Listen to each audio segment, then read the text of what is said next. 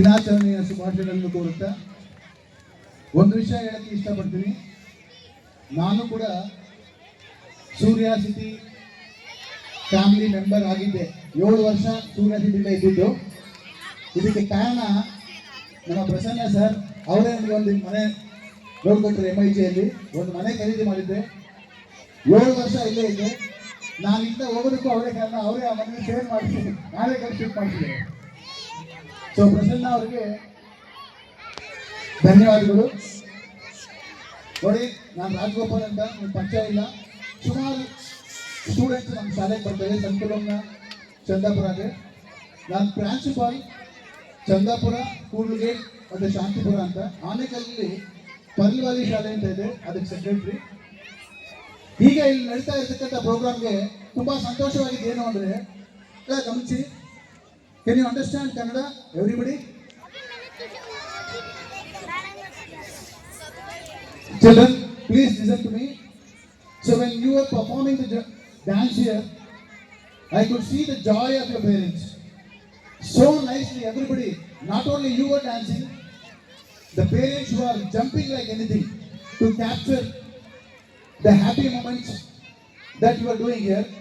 It's really fantastic to see that moments. Always understand, children, parents are such a thing in their life that they are the ones always want you to progress in the life. So that is why in the Sanskrit shloka it is said, Matruman, Pitruman, Acharyavan Purusho Vedaham. Matruman means mother. Children, ನಿಮ್ಮನ್ನ ಬೆಳಗ್ಗೆ ಎಬ್ಬರಿಸಿದ್ದು ಯಾರಪ್ಪ?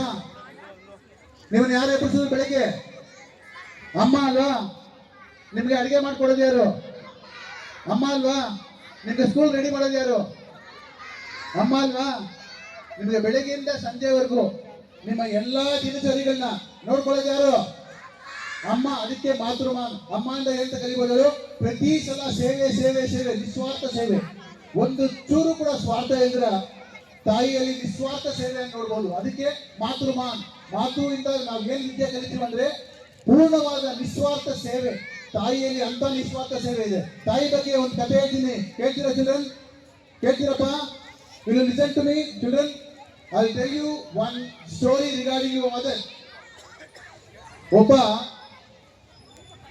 ಒಬ್ಬ ಹುಡುಗ ತುಂಬಾ ದೊಡ್ಡವನಾಗ್ಬಿಟ್ಟ. ಅಮ್ಮ ನೀನ್ ನನ್ ತುಂಬಾ ಚೆನ್ನಾಗಿ ನೋಡ್ಕೊಂಡಿದ್ಯಾ, ನಾನು ನಿನ್ನ ಋಣ ಹೇಗೆ ತೀರಿಸ್ಬೇಕು ಹೇಳಮ್ಮ, ನಾನು ತೀರಿಸ್ಬಿಡ್ತೀನಿ ಅಂತ. ಪೋಷಕರೇ ತಿಳ್ಕೊಳ್ಳಿ, ಮಕ್ಕಳಿಗೂ ತಿಳಿಸಿ. ತಾಯಿ ಋಣ ತೀರಿಸ್ತೀನಿ ಅಂತ ತಾಯಿ ನಗ್ತಾಳೆ. ಓಹೋ, ಋಣ ತೀರಿಸ್ತೀಯಪ್ಪ, ಓಕೆ. ಇವತ್ತು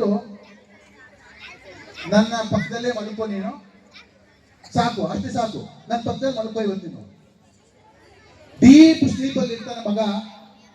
ತಾಯಿ ಒಂದು ಜಗ್ಗಿ ನೀರು ತೆಗೆದು ಅವನ ಮೇಲೆ ಹಾಕ್ಬಿಡ್ತಾನೆ. ಇವನ್ ತಕ್ಷಣ ಎದ್ಬಿಟ್ಟು ಕನ್ಫ್ಯೂಷನ್, ಏನಾಯ್ತು ಅಂತ. ಯಾಕೆ ನೀರು ಹಾಕಿದ್ರು ನಮ್ಮಮ್ಮ, ವಯಸ್ಸು ಭ್ರಮೆ ಇರ್ಬೋದು ಅಂತ ಸುಮ್ಮನೆ ಆದ. ಈ ತರ ತಾಯಿ ಒಂದು 3-4 ಸಲ ಕಂಟಿನ್ಯೂ ಮಾಡ್ತಾನೆ, ನೀರು ಹಾಕ್ತಾನೆ ಇರ್ತಾಳೆ. ಇವ್ನಿಗೊಂದ್ಸಲ ತುಂಬಾ ಕೋಪ ಬಂದ್ಬಿಡುತ್ತೆ. ಎದ್ದು, ಅಮ್ಮ ನಿನ್ಗೇನು ಬುದ್ಧಿ ಇದೆಯೇನಮ್ಮ, ಮಲ್ಕೊಂಡಿರೋ ಇಷ್ಟು ಡೀಪಾಗಿ ಮಲ್ಕೊಂಡಿದ್ದೀನಿ, ನೀರು ಸುರಿತಾ ಇದೆಯಲ್ಲ ಮೈ ಮೇಲೆ ಅಂತ. ಅವಾಗ, ಅಪ್ಪ ನೀನೇನೋ ಋಣ ತೀರಿಸ್ತೀನಿ ಅಂತ ಹೇಳ್ದಲ್ಲಪ್ಪ, ಇದೇ ನಾನು ಋಣ ತೀರಿಸಿದ್ದು. ನೀನು ಚಿಕ್ಕ ವಯಸ್ಸಲ್ಲಿ ಇದ್ದಾಗ ನೀನು ನನ್ನ ಮೇಲೆ ಎಷ್ಟು ಸಲ ಸುಸ್ಸು ಮಾಡ್ಕೊಂಡಿದ್ಯಪ್ಪ, ಅದನ್ನು ನಾನು ಎಷ್ಟು ಸಂತೋಷವಾಗಿ ಅದನ್ನೆಲ್ಲ ಬರೆಸಿದ್ದೀನಿ. ಎಷ್ಟು ಸಂತೋಷವಾಗಿ ನನ್ನ ಲೈಫ್ನಲ್ಲಿ ಇದ್ದೇನ, ಪ್ರತಿಯೊಂದನ್ನು ಸ್ಯಾಕ್ರಿಫೈಸ್ ಮಾಡ್ಕೊಂಡಿದ್ದೀನಿ. ಇವತ್ತು ನೀನು ತಾಯಿ ಋಣ ತೀರಿಸ್ತೀನಿ ಅಂತ ಬಂದಿದೆಯಲ್ಲ, ಇದು ಸಾಧ್ಯನಪ್ಪ? ತಾಯಿ ಋಣ ಯಾವತ್ತೂ ತೀರ್ಸಕ್ಕಾಗಲ್ಲ. ಮಕ್ಕಳೇ ತಿಳ್ಕೊಳ್ಳಿ, ತಾಯಿ ಋಣ ಯಾವತ್ತೂ ತೀರ್ಸಕ್ಕಾಗಲ್ಲ. ಯಾಕೆಂತಂದ್ರೆ ಅವಳು ಮಾಡುವಂತ ತ್ಯಾಗ ನಮ್ಮ ಮನಸ್ಸಲ್ಲಿ ಇರಬೇಕು. ಅವಳು ಮಾಡುವಂತ ತ್ಯಾಗ ಈ ಸೃಷ್ಟಿಯಲ್ಲಿ ಬೇರೆ ಯಾರು ಮಾಡಕ್ಕೆ ಸಾಧ್ಯ ಇಲ್ಲ. ಅದಕ್ಕೆ ಮಾತೃ ದೇವೋ ಭವ ಅಂತಿದ್ರೆ, ಮಾತೃ ದೇವೋ ಭವ, ತಾಯಿ ದೇವರಾಗಿರ್ಲಿ. ನಾವು ವೇರಿಯಸ್ ರಿಲಿಜನ್ ಪೀಪಲ್ ಕೂತಿದ್ರ, ಯಾರಾದ್ರೂ ಒಬ್ಬರನ್ನ ದೇವ್ರು ನೋಡಿದ್ರ ಅಂತಂದ್ರೆ ಒಬ್ರು ನೋಡಕ್ಕಾಗಲ್ಲ, ನೋಡಿಲ್ಲ ಇನ್ನವರೆಗೂ. ಆದರೆ ನಡೆದಾಡುವ ದೇವ್ರನ್ನ ಯಾರಾದ್ರೂ ನೋಡಿದ್ದಾರೆ ಅಂತಂದ್ರೆ ತಾಯಿ ಮಾತ್ರ. ಯಾಕಂದ್ರೆ selfless sacrifice, selfless, everything is selfless. ತಾಯಿಗಿಂತ ಶ್ರೇಷ್ಠವಾದವರು ಈ ಸೃಷ್ಟಿಯಲ್ಲಿ ಯಾರು ಇಲ್ಲ.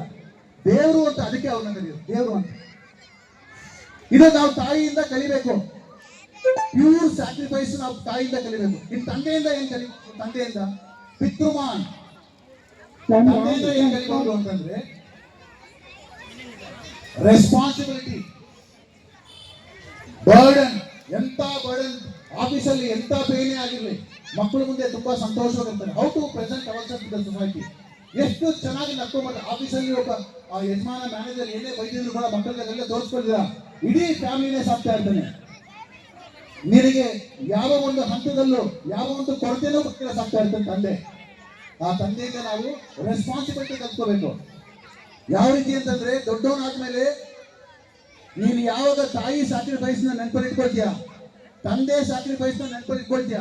ಮೂರನೇದು ಆಚಾರ್ಯವಾನ್, ವಿದ್ಯೆ ಕಲಿಸ್ಕೊಟ್ಟಂತ ಗುರು, ಗುರು ಸ್ಯಾಕ್ರಿಫೈಸ್ ನ, ಗುರು ಹೇಳ್ಕೊಟ್ಟ ಪಾಠಗಳನ್ನ, ನೀತಿ ರೀತಿಗಳನ್ನ ಯಾವಾಗ ತಿಳ್ಕೊಳ್ತೀಯ, ಆಗ ಮಾತ್ರ ನೀನು ಉದ್ಧಾರ ಆಗಕ್ಕೆ ಸಾಧ್ಯ. ಇದು ಮೂರು ನಿನ್ನ ಜೀವನದಲ್ಲಿದ್ರೆ, ತಾಯಿ ಸ್ಯಾಕ್ರಿಫೈಸ್ ಮಾಡಿದಂತ ವಿಷಯಗಳು ಮನಸ್ಸಲ್ಲಿ, ತಂದೆ ಸ್ಯಾಕ್ರಿಫೈಸ್ ಮಾಡಿದಂತ ವಿಷಯಗಳು, ಗುರು ಹೇಳ್ಕೊಟ್ಟ ವಿದ್ಯೆ, ಇದು ಮೂರ್ತಿದ್ರೆ ನೀನು ನಿಜವಾಗೂ ಈ ಜೀವನದಲ್ಲಿ ಮೀರ್ಸಕ್ಕೆ ಆಗಲ್ಲ. ಲಾಸ್ಟ್ ಅಲ್ಲಿ ಒಂದೇ ಒಂದು ಹೇಳ್ತೀನಿ, ನಾನು ಸಂಸ್ಕೃತ ಓದಿರೋದು, ಹಾಗಾಗಿ ಸಂಸ್ಕೃತದಲ್ಲಿ ವಿದ್ಯಾರ್ಥಿಗಳ ಒಂದು 5 ಪಂಚಲಕ್ಷಣ ಅಂತ ಹೇಳ್ತಾರೆ.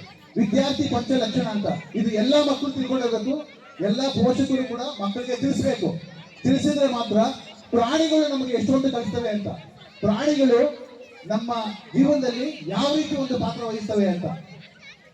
ಕಾಕಚೇಷ್ಟ, ಒಬ್ಬ ಮಕ್ಕಳಲ್ಲಿ ಕಾಕಚೇಷ್ಟ, ಭಗಜ್ಞಾನ, ಶ್ವಾನ ಮಿತ್ರ ತದೈವಚ, ಅಲ್ಪಹಾರಿ, ಗೃಹತ್ಯಾಗಿ, ವಿದ್ಯಾರ್ಥಿ ಪಂಚಲಕ್ಷಣ. 5 ಲಕ್ಷಣಗಳಿರ್ಬೇಕು. ಮೊದಲನೇದು ಕಾಕಚೇಷ್ಟ. ಕಾಕಚೇಷ್ಟ ಅಂದ್ರೆ ಏನು? ಕಾಗೆ ಯಾವತ್ತೂ ಇದು ನಾಟ್ ಪಾಸಿಬಲ್ ಅಂತ ಹೇಳೋದೇನು, ಇಂಪಾಸಿಬಲ್ ಅಂತ ಹೇಳೋದಿಲ್ಲ. ಎಂತ ಕಷ್ಟವಾಗಿರ್ಲಿ, ಎಂತ ಇಂಪಾಸಿಬಲ್ ಟಾಸ್ಕ್ ಇರಲಿ ಅದು ಮಾಡುತ್ತೆ. ಫಾರ್ ಎಕ್ಸಾಂಪಲ್, ನಮ್ಗೆಲ್ಲ ಗೊತ್ತಿರೋದು ದ ಥರ್ಸ್ಟಿ ಕ್ರೋ ಅನ್ನೋದು ನಮ್ಗೆ ಗೊತ್ತಿದೆ. ಥರ್ಸ್ಟಿ ಕ್ರೋ ಏನದು?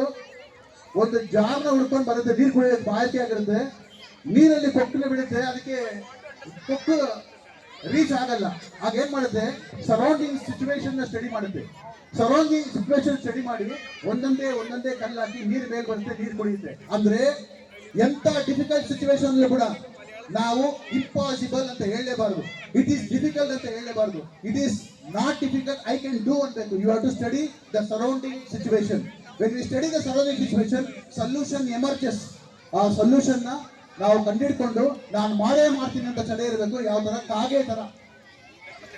ಭಗತ್ಯಾನ. ಭಗತ್ಯಾನ ಅಂದ್ರೆ ಏನ್ ಗೊತ್ತಾ? ಟ್ರೈನ್. ಒಂದು ಕೊಕ್ಕರೆ ಒಂದು ಪಾಂಡಲ್ಲಿ ನೋಡಿ ಧ್ಯಾನ ಮಾಡೋ ತರನೇ ಕೂತಿರುತ್ತೆ, ಆದ್ರೆ ಆ ಪಾಂಡಲ್ಲಿ ಎಷ್ಟು ಮೀನುಗಳಿವೆ ಅಂತ ಅದಕ್ಕೆ ಖಂಡಿತ ಗೊತ್ತಿರುತ್ತೆ. ಅದು ಯಾವ ಮೀನು ಹತ್ರ ಬರುತ್ತೆ ಅದನ್ನ ಮಾತ್ರ ಲಬಕ್ ಅಂತ ಬಾಯಲ್ಲಿ ಹಾಕೊಂಡು ಮತ್ತೆ ಧ್ಯಾನ ಮಾಡ್ತಾನೆ ಇರುತ್ತೆ. ಅಂದ್ರೆ ನೀನು ಪಾಠ ಈ ಸ್ಕೂಲಲ್ಲಿ ಇದ್ದಾಗ ಟೀಚರ್ಸ್ ಪಾಠ ಮಾಡ್ತಾ ಇದ್ದಾಗ ಪ್ರತಿಯೊಂದು ವಿಷಯನೂ ನಿನ್ ತಲೆಗೆ ಹೋಗ್ತಾನೆ ಇರಬೇಕು, ಪ್ರತಿಯೊಂದು ವಿಷಯ ನಿನ್ ತಲೆಗೆ ಹೋಗ್ತಾ ಇರಬೇಕು. ಸೊ ಯಾವಾಗ ಒಂದು ಇಂಪಾರ್ಟೆಂಟ್ ಪಾಯಿಂಟ್ ಇರುತ್ತೆ ಅದನ್ನ ಟಕ್ ಅಂತ ಇಟ್ಕೊಂಡು ಬರ್ಕೊಳ್ಬೇಕು. ಯಾವ್ದು ಕೊಕ್ಕರೆ ತರ, ಆ ತರ ಕೊಕ್ಕರೆ ತರ ಇರ್ಬೇಕು. ಇನ್ನು ಶ್ವಾನ ನಿದ್ರೆ. ಶ್ವಾನ ನಿದ್ರೆ ಅಂದ್ರೆ ಏನು? ಬೆಳಿಗ್ಗೆ ಅಮ್ಮ 6 ಗಂಟೆಗೂ 5 ಗಂಟೆಗೆ ಎಬ್ಬಳ್ತಾಳೆ, ನೀವೇನ್ ಮಾಡ್ತೀರಾ? ಅಮ್ಮ 5 ಮಿನಿಟ್ಸ್ 10 ಮಿನಿಟ್ಸ್ ಅಂತ 1 ಅವರ್ ಹಂಗೆ ತಳ್ಬಿಡ್ತೀರಾ. ಆದ್ರೆ ಒಂದು ನಾಯಿ ನೋಡಿ, ಯಾವುದೇ ಒಂದು ಆರನ್ ಮಾಡಿದ ತಕ್ಷಣ ವಿತಿನ್ ಫ್ರಾಕ್ಷನ್ ಆಫ್ ಸೆಕೆಂಡ್ ತಕ್ಷಣ ಅಲರ್ಟ್ ಆಗ್ಬಿಡುತ್ತೆ. ನೀವು ಯಾವಾಗ ಆ ಅಲರ್ಟ್ನೆಸ್ ನಿಮ್ಮ ಲೈಫಲ್ಲಿ ಇರುತ್ತೆ, ಆಗ ಖಂಡಿತವಾಗಿ ಹೇಳ್ತೀನಿ ಕೇಳಿ, ನೀವು ಮೇಲ್ ಬರೋ ಸಾಧ್ಯತೆ ಎಲ್ಲ ಇದ್ದೇ ಇದೆ.